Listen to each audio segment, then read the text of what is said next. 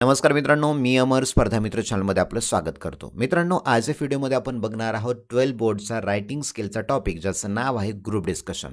परीक्षेमध्ये हा प्रश्न तुम्हाला 4 मार्क्ससाठी विचारण्यात येतो. त्या अनुषंगाने हा प्रश्न कशा पद्धतीने सोडवायचा उदाहरणासहित आपण या व्हिडिओमध्ये पाहणार आहोत. त्यामुळे व्हिडिओला सुरुवात करण्यापूर्वी आपण जर नवीन असाल तर चॅनलला सबस्क्राईब करा. आता मित्रांनो बघा, ग्रुप डिस्कशन पॉईंटसाठी मार्क किती आहेत? तर मित्रांनो बघा, टोटल हा 4 मार्क्ससाठी प्रश्न आहे. तर कंटेंटसाठी तुम्हाला 2 मार्क असणार आहेत, प्रॉपर फॉर्मॅटसाठी 1 मार्क असणार आहे आणि ओव्हरऑल प्रेझेंटेशनसाठी 1 मार्क असणार आहे. ओके, आता बघा महत्त्वाचे यामध्ये काय पॉईंट आहेत. बघा, ग्रुप डिस्कशनसाठी कोणत्या विषयावर बोलायचं आहे त्या विषयाचं नाव, त्याची परिस्थिती दिली जाते आणि ते योग्य पद्धतीने लिखित स्वरूपात मांडणं आवश्यक आहे. आता बघा, ग्रुप डिस्कशनसाठी तुम्हाला टॉपिक दिला जातो, जसं की बघा योगा आहे की नाही. योगा या विषयावरती बोला म्हणतात, किंवा तुम्हाला असं म्हणतील बाबा टेलिव्हिजन चांगलं की वाईट आहे की नाही. Television is good or bad हा प्रश्न विचारतील, त्यावरती लिहा म्हणतील तुम्हाला. किंवा स्पोर्ट आणि गेम यांचं बेनिफिशियल सांगा, याबद्दल बोला म्हणतील. म्हणजे वेगवेगळे टॉपिक येतील, त्या विषयावरती तुम्हाला बोलायचं आहे. म्हणजे 3-4 मित्रांचा ग्रुप जमणार आणि त्या ग्रुप जमल्यानंतर ते त्या विषयावरती बोलणार आहेत. ओके, तर बघा, साधारणतः 4 ते 5 व्यक्तीचे संभाषण तुम्हाला प्रत्यक्ष कथनात डायरेक्ट स्पीचमध्ये लिहावे. बऱ्याच जणांना प्रश्न पडतो, ग्रुप डिस्कशनमध्ये किती जणांचं संभाषण घ्यायचं? तर तुम्ही 4 किंवा 5 व्यक्तीचं संभाषण घेऊ शकतात. तिसरा प्रश्न काय पडतो, तर किती ओळीचं संभाषण असावं? तर बघा, एका व्यक्तीच्या संवादासाठी 2 किंवा 3 ओळीचा संवाद असावा. किती? 2 किंवा 3 ओळीचा संवाद असायला पाहिजे. आणि बोलत असताना सौम्य व नम्र भाषेचा तुम्हाला वापर करायचा आहे. ओके, आता मित्रांनो, ग्रुप डिस्कशन लिहायचं आहे, तर त्यासाठी महत्त्वाचे पॉईंट काय, तुम्ही काय काय ॲड केलं पाहिजे, म्हणजे बोलताना काय काय वापरलं पाहिजे. बघा, एक्सप्रेसिंग ओपिनियन, जेव्हा तुम्हाला तुमचं ओपिनियन मत व्यक्त करायचं, तर काय म्हणायचं? आय बिलीव्ह दॅट, म्हणजे माझा विश्वास आहे की. आय थिंक म्हणजे मला असं वाटतं की. ॲड करू शकता आय थिंक दॅट, मला असं वाटतं की युअर स्टेटमेंट इज करेक्ट आहे की नाही, तुझं स्टेटमेंट बरोबर आहे. पुढे बघा, could I make a point please, सांगायचं तुम्हाला की बाबा मी एखादा पॉईंट ॲड करू का. पुढचं बघा, इन माय ओपिनियन म्हणजे माझ्या मतानुसार. आणि पुढे आहे बघा, इट सीम्स टू मी म्हणजे मला असं वाटतं की. ओपिनियन सांगत असताना हे पॉईंट तुम्ही मध्ये मध्ये ॲड करू शकता. पुढे बघा, एक्सप्रेसिंग ॲग्रीमेंट, समोरचा काहीतरी बोललाय आणि तुम्ही त्याच्याशी ॲग्री झालात, सहमत झालात. मग सहमत झाल्यानंतर काय शब्द वापरायचे? बघा, ॲब्सोल्युटली आहे की नाही, बरोबर, नक्कीच, यू आर राईट, तू एकदम बरोबर आहेस. I fully agree with your statement, मी तुझ्या स्टेटमेंटशी पूर्णपणे सहमत आहे. एक्सप्रेसिंग डिसअग्रीमेंट, आता डिसअग्रीमेंट, समोरचा बोललाय आणि त्या बोलण्याशी तुम्ही डिसअग्रीमेंट झालात आहे की नाही, म्हणजे काहीतरी मतभेद झालाय, तर त्यावेळेला कसं बोलायचं. ओके, बघा, I am afraid I don't agree with, म्हणजे मला अशी भीती वाटते की मी तुझ्याशी सहमत नाही आहे. पुढे बघा, आय एम सॉरी, कृपया मला माफ कर, but I see a little differently, मला माफ कर पण मला जो मुद्दा सांगत आहे तो थोडासा मला डिफरंटली वाटतोय. ओके, वेगळा वाटतोय. I can see your point, मी तुझा मुद्दा समजू शकतो किंवा पाहू शकतो, परंतु I respect your point of view, मी तुझ्या मताचा काय करतो, तू जे पॉईंट ऑफ व्ह्यू मांडलंय त्याचा मी आदर करतो, रिस्पेक्ट करतो, परंतु आय एम सॉरी, मला माफ कर, I can't go along with you on this topic, परंतु मी तुझ्यासोबत या मुद्द्यावर जाऊ शकत नाही. हे पॉईंट तुम्हाला मध्ये मध्ये ॲड करण्यास मदत करतात. पुढे बघा, एखाद्याला सजेस्टिंग करायचं, सूचना द्यायची, काहीतरी सुझाव सांगायचा, असं म्हणू शकता, आय थिंक, मला वाटतं, we should do something. We should म्हणजे आपण करायला पाहिजे आहे की नाही. फाय डोंट वी, आपण असं काय करू शकत नाहीत. लेट स्टार्ट, एखादी गोष्टीला सुरुवात करूया, लेट स्टार्ट म्हणू शकता. डोंट यू थिंक वी कुड, तुला असं वाटत नाही का आपण असं केलं पाहिजे. नंतर आहे आस्किंग युअर ओपिनियन, तुम्हाला तुमचं मत मांडायचं असेल. बघा, what is your opinion on, आहे की नाही, तुझं याबद्दल मत काय. What do you feel about, तुला याबद्दल काय वाटतं.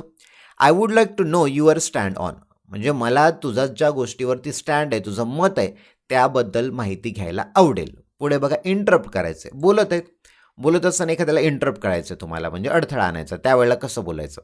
I am sorry to interrupt, म्हणजे मी तुला इंटरप्ट करतोय, मध्येच बोलतोय, पण मला माफ कर, परंतु माझं काहीतरी मुद्दा, एक्सक्यूज मी म्हणू शकता. नंतर could I add something please, मी काय ॲड करू शकतो का, असं इंटरप्ट करताना बोलू शकता.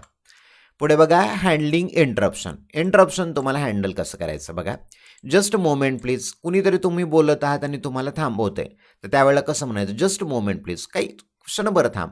Could I finish what I am saying, कृपया मला सांगू दे किंवा माझं संपू दे, मी काय सांगत आहे. Could you wait for a minute please, एखादा मिनिट तू वाट पाहू शकतोस का. ओके. आणि शेवटीला करायचं कन्क्लूड. म्हणायचं we can conclude by saying, आहे की नाही. आम्ही हे सांगून हे कन्क्लूड करतो. आता पाहूया उदाहरण. उदाहरण काय बघा. Some people consider watching television as good. बघा, सम पीपल कन्सिडर, काही लोकांना असं वाटतं watching television as good, T V पाहणे चांगले. फेअर ॲज म्हणजे या उलट. सम कन्सिडर बॅड, काही लोकांना वाटतं हे बॅड आहे, वाईट आहे. These device make some impacts on viewers. बघा, हे जे डिव्हाइस आहे, टी व्ही, टेलिव्हिजन, उपकरण, हे फ्युअर जे पाहणारे लोक आहेत त्यांच्यावर इम्पॅक्ट करते, परिणाम करते. Okay. Have a group discussion amongst your friends about television, बून ऑर कर्स. मग तुमच्या मित्रांमध्ये एक ग्रुप डिस्कशन करायचं आहे. टेलिव्हिजन इज बून, बून म्हणजे आशीर्वाद, कर्स म्हणजे शाप. तर टेलिव्हिजन हे आशीर्वाद आहे की शाप आहे, या मुद्द्यावरती तुम्हाला काय करायचं, ग्रुप डिस्कशन करायचं. Right 4 or 5 views in the form of dialogue. एक तर तुमचे 4 किंवा 5 मतं, म्हणजे 4 लोकांचं ग्रुप डिस्कशन घ्यायचं किंवा 5 मतांचं. 4 सफिशियंट आहे असं त्यांनी सांगितलं 4 मार्क्ससाठी. बघा, आता काही व्यक्तींचे तुम्ही नाव घेऊ शकता, जवळच्या व्यक्तींचे. इथे घेतलं आपण अमन. बघा, अमन काय म्हणतो. I think that television is curse because it has distracted many from their works, especially students from studies. बघा, अमन काय म्हणतो. आय थिंक दॅट, मला असं वाटतं की टेलिव्हिजन इज अ कर्स, टेलिव्हिजन काय तर कर्स आहे, शाप आहे. बिकॉज, कारण की इट हॅज डिस्ट्रॅक्टेड, यामुळे काय झालंय, बरेच विद्यार्थी डिस्ट्रॅक्ट झाले, त्यांचं मन विचलित झालंय. बघा, it has distracted many from their works, बऱ्याच जणांना त्यांच्या कामापासून डिस्ट्रॅक्ट झालेत. एस्पेशली स्टुडंट्स फ्रॉम स्टडीज, विशेषतः विद्यार्थी त्यांच्या अभ्यासापासून. पुढे बघा, it waste time of students, हे विद्यार्थ्यांचा टाईम वाया घालवतं. And it may damage their eyes too, आणि यामुळे त्यांचे डोळे सुद्धा डॅमेज होतात. प्लीज टेल मी, कृपया मला सांग, what is your opinion about television, तुझं टेलिव्हिजनबद्दल मत काय. मग सौरव बघा काय म्हणतो. आय थिंक, मला वाटतं, टेलिव्हिजन इज अ बून, टेलिव्हिजन काय तर बून आहे, हे की नाही, म्हणजे आशीर्वाद आहे. पहिला काय म्हणला, कर्स, दुसरा म्हणला बून. बिकॉज, कारण की it gives us knowledge through news, documentaries and educational program. काय म्हणतो बघा, टेलिव्हिजन इज अ बून, टेलिव्हिजन हा आशीर्वाद आहे. कारण काय, ते आपल्याला नॉलेज देतं. कशाद्वारे, न्यूज, बातम्यांद्वारे, डॉक्युमेंटरीद्वारे आणि एज्युकेशनल प्रोग्राम, शैक्षणिक प्रोग्रामद्वारे. How can we call this device as spoiler. मग आपण या डिव्हाइसला, या उपकरणाला स्पॉइलर म्हणजे बिघडून टाकणारं असं का म्हणावं. ओके. मग पुढचं बघा, प्रेरणा काय म्हणते. I can see your point, मी तुझा मुद्दा समजू शकते किंवा पाहू शकते. बट, परंतु, okay, all the information do not remain true that we get from television.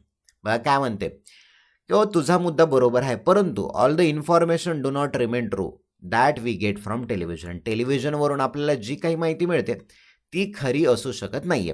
बघा, पहिल्या मुद्द्याला तुम्हाला दुसऱ्या मुद्द्याला कनेक्ट करायचं आहे. ओके, म्हणजे कनेक्शन चालू द्यायचं.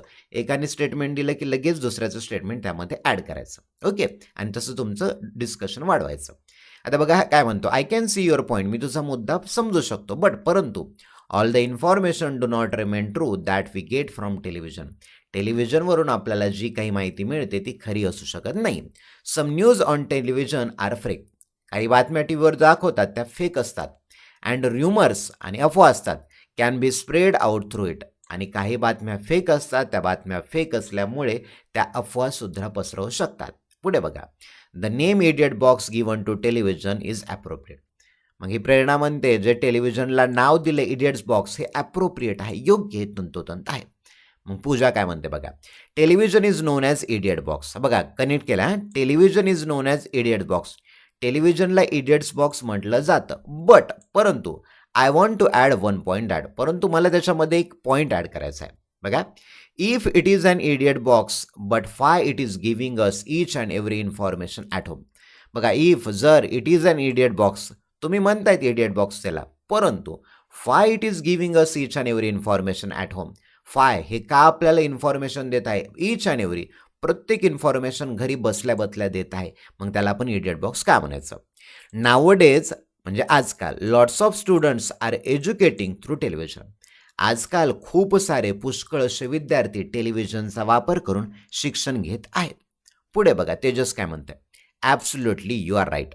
हो, नक्कीच तू बरोबर आहेस. Because people come to know about the secrets of nature and wildlife by watching educational channels like National Geography and Discovery. मग काय म्हणते, ॲब्सोल्युटली, नक्कीच, यू आर राईट, तुझं म्हणणं बरोबर आहे. बिकॉज, कारण की पीपल कम टू नो, लोकांना माहिती व्हायले कशाबद्दल, सिक्रेट्स ऑफ नेचर, निसर्गाच्या रहस्याबद्दल आणि वाईल्ड लाईफबद्दल, प्राणी जीवनाबद्दल.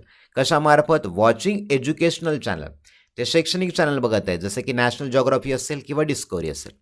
मग अजय काय म्हणतो बघा शेवटचा पॉईंट, डिअर फोर, म्हणून फायनली वी कन्क्लूड दॅट, यामुळे आपण अंतिमतः कन्क्लूड करतोय की किंवा निष्कर्ष काढतोय की टेलिव्हिजन इज बोथ अ बून अँड कर्स, टेलिव्हिजन हे काय, हे बून आशीर्वाद पण आहे आणि श्राप पण आहे. Its effect depends on how and how much we watch it.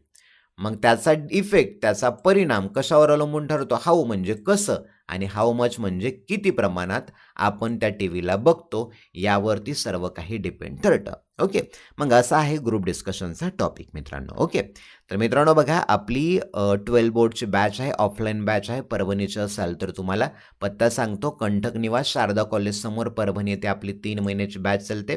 Batch जर जॉईन करायची असेल तर तुम्ही मला या 8208253845 या नंबरवरती कॉल करू शकता. सर्व टॉपिक आपण कव्हर करतो. नंतर मित्रांनो बघा, आपली इंग्लिश ग्रामर मास्टरी बॅच आहे, स्पोकन इंग्लिशचा कोर्स आहे. हे इंग्लिश मास्टर ग्रामर बॅच आणि स्पोकन इंग्लिश कोर्स दोन्हीही ऑनलाईन चालतात. जर तुम्हाला अधिक माहिती असेल तर मला 8208253845 या नंबरवरती कॉल करू शकता किंवा मेसेज करू शकता. येथेच थांबूया मित्रांनो. सर्वात महत्त्वाचं, चॅनलला सबस्क्राईब करा, लाईक करा आणि कमेंट करा. Thank you for watching this video.